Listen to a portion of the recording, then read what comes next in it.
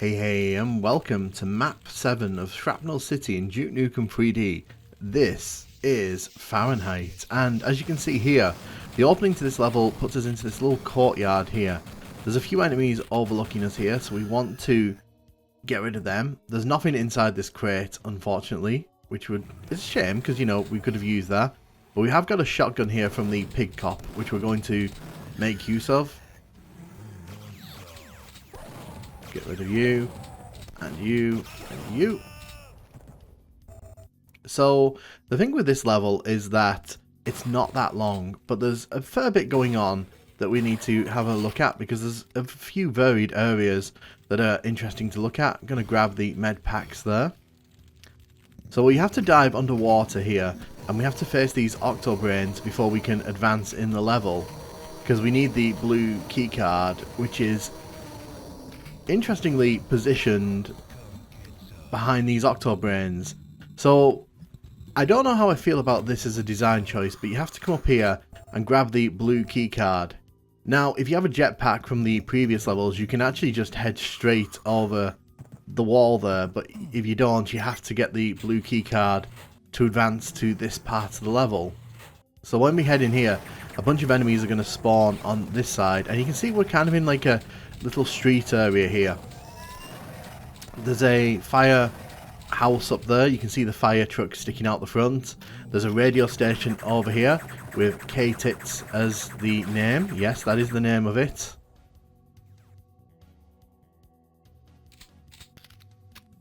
there's a few of these cannons dotted around here, and we need to make sure that we take them out because they will chip away at our health here.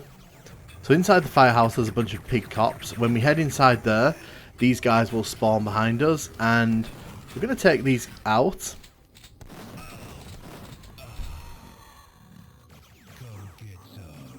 As you can see, this has seen better days in here.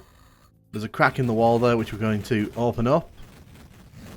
I do like this area. I think it's very sort of compact, but there's a lot going on here. So it's not like you're walking into an empty space. I'm going to grab the med pack from the wall compartment there. When we jump on top here, there's some ammo and a hollow Duke on top. Some shrink ray bullets there. We need to head up the steps here. Now you can see that we want to get rid of these guys with the shrink ray. Yes, the most overpowered weapon in my opinion in Duke Nukem 3D, but we love it because it helps us to get through these tough little situations. We have to drop the pole here if we want to grab the yellow key card. So you can see we can look out on this area here. So this is kind of, I'm not quite sure like what all the boxes there are, but this is kind of like a little alleyway area. It's like there's some apartments on the far side, and we're going to be heading over there in a second to see what's hanging out. There's a few enemies sort of dotted around beneath us. Oh, like that. I'm going to let them come to us before we blow them up. As you can see to the left, there's a big guilty sign. That's in reference to the O.J. Simpson trial verdict. Kind of goes with the billboard we saw back in Hollywood Holocaust where it said innocent? Question mark. So you can see this is a little apartment. There is a secret compartment there behind the painting which has the freeze ray in it. You can also see the person in here is making good use of their TV space. I'm not one to judge. There is a secret compartment behind these wine bottles and beers. There's also a crack in the wall there, so we're going to destroy that. I think this spawns some enemies, so we've just got to be a bit careful here. Yes, it did. So you can see this level does not have a massive footprint. It is very easy to navigate your way around this one, and it's not too difficult to kind of get from one side to the other. Let's get rid of you. So there's some enemies. Ow. There's some enemies still down here. As you can see, they're not very particularly difficult enemies either. This level doesn't really throw any massive enemies like battle lords at us, which I'm very thankful for. It's nice to get a break from those in this episode.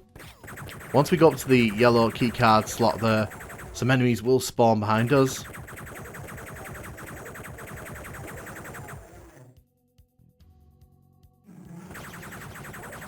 So we're going to take out all these guys. So here's a bugbear I have with this level. So the red keycard is hidden in this door here, but this is actually marked as a secret. So I'm never a fan of when keycards are placed into secrets like that, and I understand that it was probably mistakenly tagged as a secret, but for me, it's always poor form when that happens in any game, because you do actually need the red keycard to finish this level. So you can see this is like an interview space. Gonna grab the ammo there. This is KTIT, K-Tit, playing the breast. So yeah, Duke has some sound clips when you interact with the objects in this area. So when we come onto the rooftop here, you can destroy these enemies that have spawned in here. Now, the fun thing is, if you have the jetpack, you can actually come up top here pretty early on. You don't actually have to go through the building itself to kill all those enemies. So there are some interesting little time savers on this level that if you kind of have the right equipment, you can take advantage of. Those K-Tits. So I do like this level. I think it's a very unremarkable level in the grand scheme of things compared to some of the levels we've sort of been through so far. I think this is more of a pit stop level than a proper like memorable one. But as we enter the exit of a level here, this is probably one of the nastiest doors in like 90s first person shooters. You open that red door there and there's a bunch of battle lords behind this red keycard door, which is not nice, and they do start shooting at you as soon as you open it. So what I said earlier about like getting a break from them, yeah, take that back. Take that right back. Luckily, if you have the shrink ray, you can get rid of them. The Devastator's a good shout as well, but you have to blow this hole in the wall here. This lets us come to the end of the level, and this sets up the next level, which is Hotel Hell. So again, I don't think Fahrenheit is a bad level. I don't think it's a great level. I think it's one of those levels that definitely falls in the middle of Duke Nukem 3D. It's very unremarkable. I think that it's got some nice set pieces. The firehouse is well decorated. Love the fire truck, love the radio station, but it's all a bit random and kind of, it doesn't have that sense of scale that some of the other levels in this episode have. And I think that it kind of misses the variety in the enemies. I think that, you know, you could have put a few more enemy types in there. But let's dive into the N64 version of this level, and immediately you might have noticed to the left behind us there's actually a new little area here. So they've actually put like a shop front in behind us, and it's a completely pointless addition, but it kind of adds in a bit more depth to this area. It kind of makes it feel a bit more lived in, like this is why people would come to this area. So that kind of little extra detail here I kind of appreciate. It really adds nothing to the gameplay, but it just kind of makes this seem like a slightly bigger, busier area, which, you know, never going to complain about. So we're going to take out the Octo Brains here, and we'll grab the Shrink Ray there.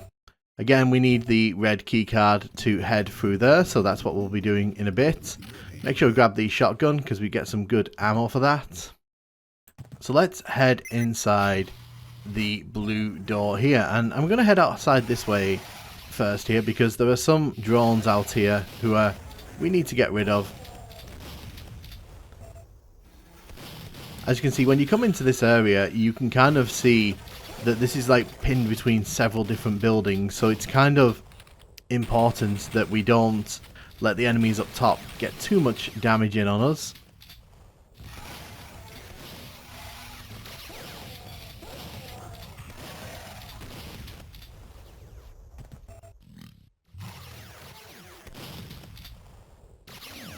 As we head around here, jump on the boxes. Oh, hello you.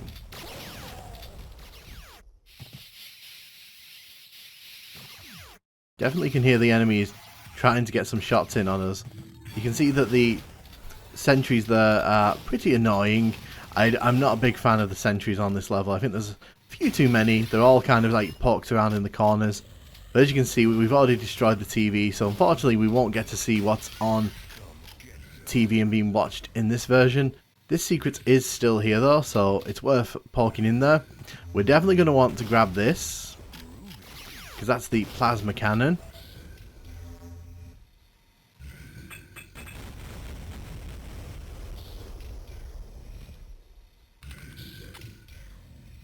So as we head outside here, just gonna get rid of these guys as quickly as we can. Where's he gone? The second one always seems to disappear. There he is.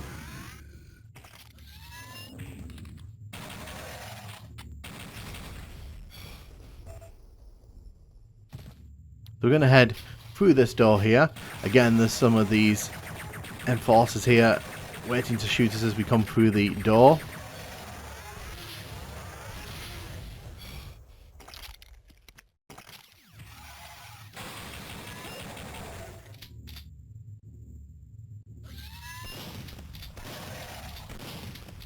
Take care of you. So I just want to get rid of these drones which are going to be shooting down on us. It's time to make tracks. Once we come up here, again, these enemies spawn and drop down on us. So they're there to ambush you from behind. They're there to kind of create a sense of danger as you're heading into the yellow door.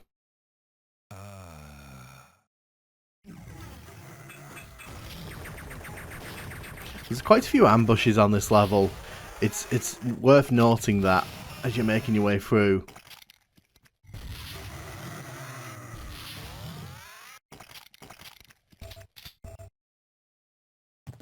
Definitely want to get rid of that.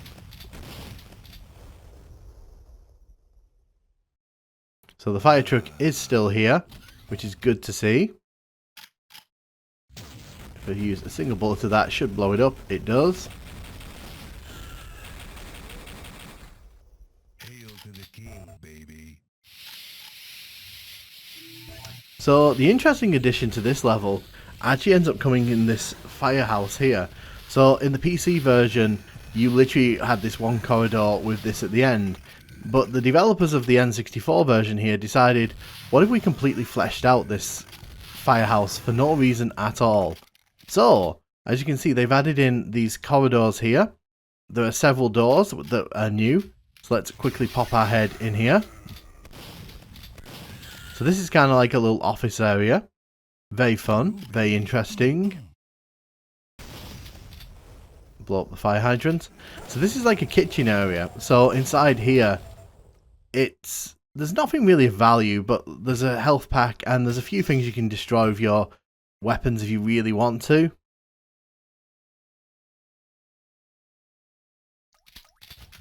And then we head into here, which is where all the bunks for the firefighters are. And yeah, it's super interesting that they've added all this in. There's literally nothing here that is like super essential. You can kind of continue on the route that the PC version pushes you on if you really want to, but honestly, I just find it really interesting this is even here. You can't go through that door, but you can come in here. I assume this is like a washroom, like a shower area and such. It's kind of half flooded as well, so it's got like this interesting thing where you have to go in through the air vent.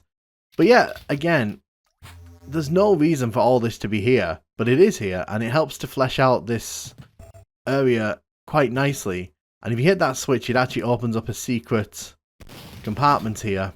Yes, I would have shot her if the option was there. I actually forgot the yellow key card in the excitement of all that. So yeah, this level kind of makes the firehouse a lot bigger. It doesn't actually put the key anywhere different though, so you kind of end up doing the same things, but it's nice to be able to kind of explore this area a bit more. And as we kind of head in here, you'll see that the enemies have been moved further up the steps, so they don't attack you as you open the door here. You kind of have to turn the corner, and they're all on the steps here. So again, the enemy placements have been slightly altered. One thing they didn't change, however, they didn't change where the red key card was, but they have changed the enemy that's in there. It's one of these things with the shrink ray.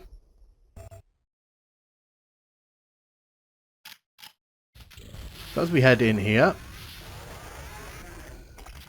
let's squish the enemies. So unfortunately in this version there is no sound clip when you hit the microphone, which is a bit of a shame, but you know, it is what it is. This secret here still exists though. Going to grab that atomic health and then we are going to head outside here.